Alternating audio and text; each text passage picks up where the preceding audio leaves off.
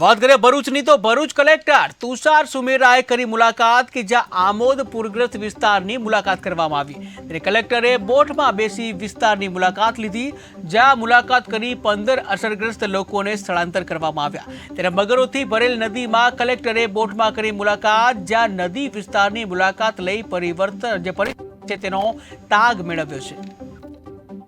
ઢાઢર નદીમાં જે હાલ પૂરની સ્થિતિ સર્જાઈ છે તેના કારણે ભરૂચના ખાસ કરીને અમારા આમોદ અને જંબુસર તાલુકામાં ખાસા પાણી ગામો સુધી આવેલા છે। હાલ હમણાં જ હજી 12 લોકોનું અહીંયા રેસ્ક્યુ થયું છે અને એ રીતે અલગ અલગ જગ્યાએ ઓપરેશન્સ પણ ચાલી રહ્યા છે।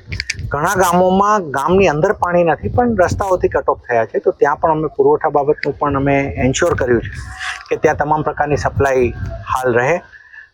હજી લાગી રહ્યું છે કે આજકાલ સુધી તો આ પાણી ઓસરવામાં સમય લાગશે, એકાદ દિવસ લાગી જ જવો જોઈએ।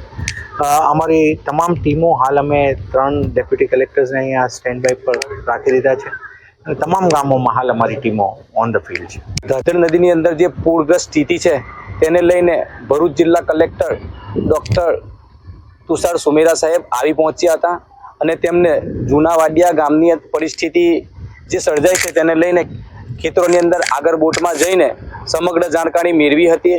અત્યારે હાલની અંદર આપણે પણ ગ્રાઉન્ડ ઝીરો રિપોર્ટ જે જૂના વાડિયા ગામ જવાનો રસ્તો છે ત્યાં આગળ ઊભા છે। અહીંયાથી જે રસ્તો જાય છે તમે જોઈ શકો છો વિડીયોની અંદર, છેક પાણી જ પાણી છે, ખેતરો જળબંબાકાર છે। અત્યારે હાલની પરિસ્થિતિ જોતા પુરસા ગામ છે, કાંકરિયા ગામ છે, મંજોલા, વાસણા, કોબલા જેવા તમામ ગામોની અંદર અત્યારે આજુબાજુ ખેતરોની અંદર પાણી જ પાણી થઈ ગયું છે। હાલની અંદર 5 થી 15 લોકોનું અહીંયા SDRFની ટીમ દ્વારા રેસ્ક્યુ કરી સ્થાનાંતર કરવામાં આવ્યું છે, જેની અંદર કલેક્ટર સાહેબ જાતે હાજર રહ્યા હતા। જાવેદ મલિકનો report, KTV news Gujarati, Amod. Dhadhar નદીની